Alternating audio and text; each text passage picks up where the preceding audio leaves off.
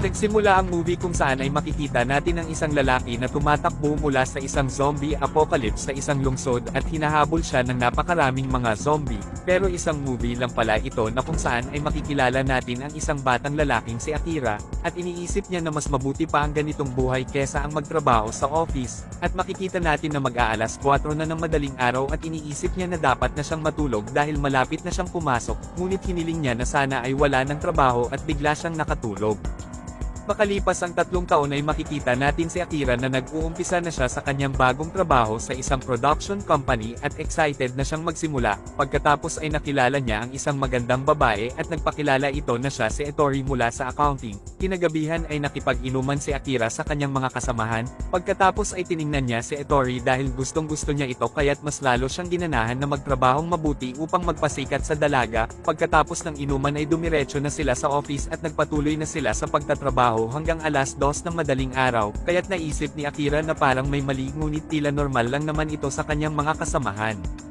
At makikitang halos nakatulog na siya sa office ng 2 araw nang walang uwian, at sa wakas ay nagawa na rin niyang makauwi ng bahay. Pagka-uwi ay pagod na pagod siyang bumagsak sa kanyang kama at naisip niya na masyado na siyang inaabuso ng kumpanya. Nagising siya ng alas 6 ng umaga at kahit inaantok pa ay pinilit niyang gumayak at inisip na lang niya na kailangan na niyang makasanayan ito dahil ito ang pangarap niyang trabaho. At sa office ay malalaman natin na hindi binabayaran ng tama ng kumpanya ang mga empleyado, at makikita din natin na palagi silang pinapagalitan ng kanilang chief. Ngunit sa kabila ng mga ito ay naka2 taon na si Akira sa kumpanya, at nag-uumpisa na din siyang magkasakit at hindi na din siya nakakaligo. Pagkatapos ay kailangan niyang tapusin ng buong gabi ang trabahong iniwan ng umalis niyang kasamahan.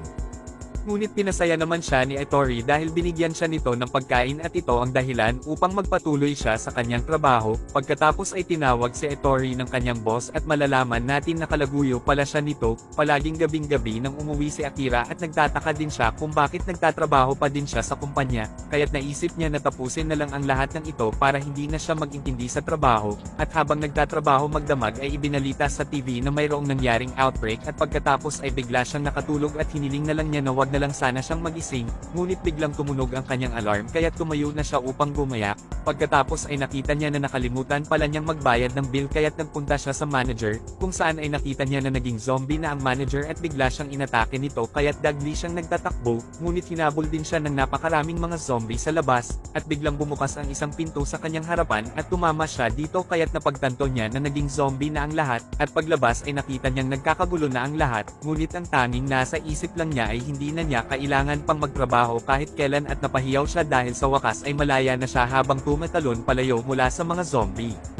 Patuloy siyang tumatakbo habang iniisip niya na kung gaano kadilim ang kanyang mundo, at ngayon sa wakas ay nakita na niya kung gaano kaganda ang kulay nito, at pagkatapos ay ipinagdiwang niya ang kanyang day off at nag-relax. Naisip din niya na gawin na ngayon ang mga bagay na gusto niyang gawin, at bigla niyang naisip ang tungkol kay Ettore at kung nakaligtas ba ito sa mga zombie, kaya't nagdesisyon siya ngayon na magtatapat na siya ng kanyang nararamdaman para kay Ettore upang wala na siyang pagsisihan pa sa huli, at sumakay na siya sa kanyang bike upang makapunta sa apartment nito, ngunit nanghihinaan naman siya ng loob dahil baka matakot lang sa kanya ang magandang babae. Pagkatapos ay nakita niya sa loob ang sapatos ng isang lalaki kung saan ay nakita niya ang kanyang boss sa kanyang harapan at bigla itong naging isang zombie. Sinabi niya dito kung ano ang pinaggagawa nito sa kumpanya kaya't ngayon ay magre-resign na siya habang galit na itinulak niya ito sa bintana.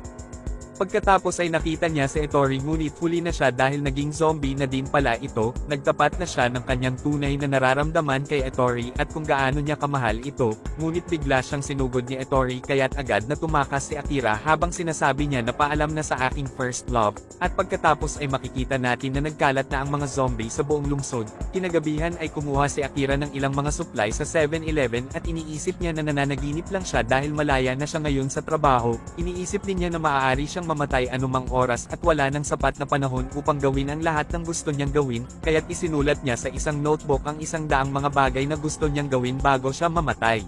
Kinabukasan ay naglinis na siya ng kanyang apartment, naggrocery sa isang mall, nagkulay ng kanyang buhok, nagpinta ng kanyang litrato, nagpaputok na din siya ng fireworks malapit sa tower, sumakay ng motor at pagkatapos ay nagcamping sa rooftop, at dahil wala siyang kahit anong sauce o asin kaya't bumaba siya sa alulod kung saan ay nakita niya ang mag-asawa sa bintana. Sinabi niya na kukuha siya ng supplies sa convenience store at tinanong kung ano ang gustong ipakuha ng mga ito, at pagkatapos kumuha na siya ng supplies kung saan ay nakilala niya si Shizuka. Pagkatapos ay tinulungan ni Akira ang isang lalaki sa labas na inaatake ng isang zombie ngunit pinatay ni Shizuka ito kaya't humanga si Akira sa kanya. Nagpasalamat si Akira sa magandang babae dahil sa pagliligtas nito sa kanya, inaya niya ito sa kanyang apartment ngunit tumanggi ito. At pagbalik niya sa apartment ay wala na ang mag-asawa sa bintana at mga bakas na lang ng mga dugo ang kanyang nakita doon. Pagkatapos ay naalala ni Akira ang kanyang best friend na si Kencho kaya tinawagan niya ito at tuwang-tuwa siya nang malaman niya na buhay ito. Nasa love hotel si Kencho kaya't dagling sinakyan ni Akira ang kanyang motor at iniwasan niya ang pag-atake ng mga zombie sa daan. Gabi na siyang nakarating sa lugar at dahil alam niya na attracted ang mga zombie sa ingay kaya't nagpatunog siya ng music upang ma-distract ang mga ito. Pagkatapos ay iniligtas niya ang kanyang best friend at humingi siya ng tawad dito dahil sa sinabi niya nung magtalo sila, ilang sandali ay nagawa na nilang makatakas sa building at pagkatapos ay ipinagluto siya ni Kencho ng masarap na pagkain. Sinabi niya na gusto niya maging isang superhero upang iligtas ang lahat at sinuportahan naman siya ni Kencho. Pagkatapos ay nagplano si Akira na pumunta sa Marine Paradise Aquarium sa Ibaraki dahil gusto niyang kunin ang shark diving suit na pumuprotekta sa isang tao mula sa mga pating, at dahil sa ganitong steel suit ay hindi makakagat ng mga zombie si Akira, at habang papaalis ay nakita nilang inaatake ng mga zombie ang mga tao kaya tinulungan nila ang mga ito pati na si Shizuka, at dagli silang nagtago sa isang convenience store at nagplano na magtungo sa aquarium dahil maraming mga barikada at makakaing mga isda doon. Wala silang kaalam-alam na may kagat pala sa isang kamay ang lalaking iniligtas nila, at nang mag-inuman ay laking tuwa nila Akira nang malaman nila na mga flight attendant pala ang dalawang babae kaya't nagawa na nila ang isang nakalista sa bucket list. Samantala pagkatapos nilang mag-inuman ay umalis na sila Kencho kasama ang dalawang babae, at habang ginagamot ni Shizuko ang sugat sa kamay ni Akira ay biglang naging isang zombie na ang lalaking kasama nila. Dagli silang hinabol nito kaya't agad nagtatakbo ang dalawa upang makatakas. Samantala habang hinihipuan ng dalawang flight attendant si Kencho ay biglang inatake ang mga ito ng lalaking zombie. Hinabol sila ng tatlong mga zombie kaya't nagsindi sila ng mga lozes upang ma-attract ang mga zombie.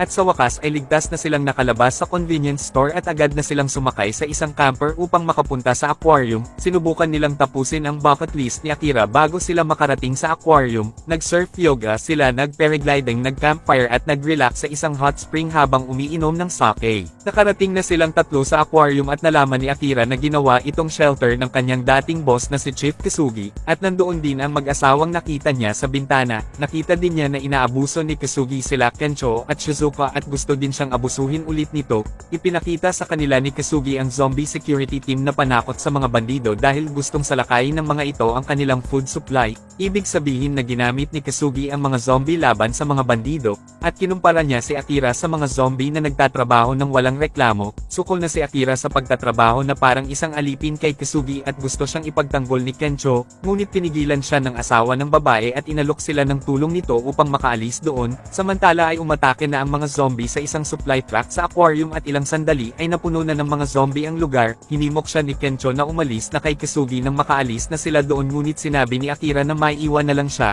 kaya't ipinakita ni Shizuka ang kanyang bucket list at ipinaalala sa kanya nito na sila ay parang mga zombie lang kung mananatili sila kay Kasugi.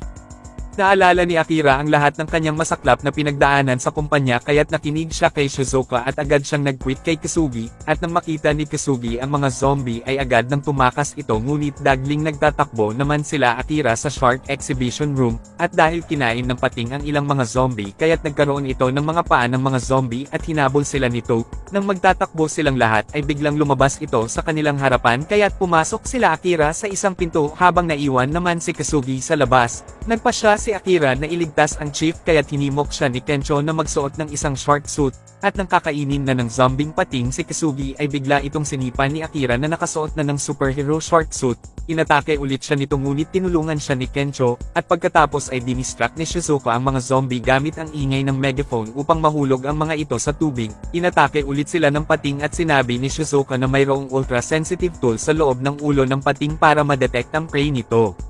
Sinabi niya kay Akira na basagin ang dalawang baterya nito sa ilong at dahil nakasuot naman siya ng steel suit ay makukuryente ito, kaya't agad itong ginawa ni Akira at napatay na niya ang pating na zombie.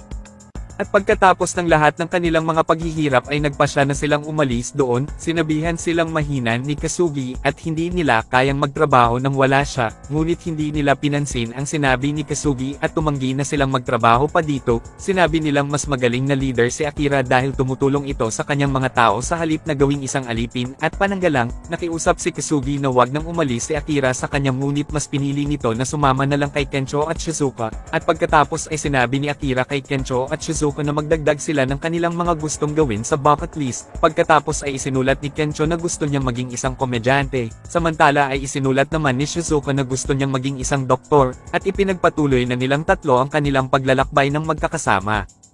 At dito na po nagtatapos ang ating movie. Mag-subscribe ka na po Lods para sa magagandang mga movie na katulad nito, at pakiclick mo na din ang notification bell at mag-like ka na din upang matulungan mo ang ating channel. Maraming salamat po sa iyong panunood at pagtulong. Ingat po palagi Lods. God bless.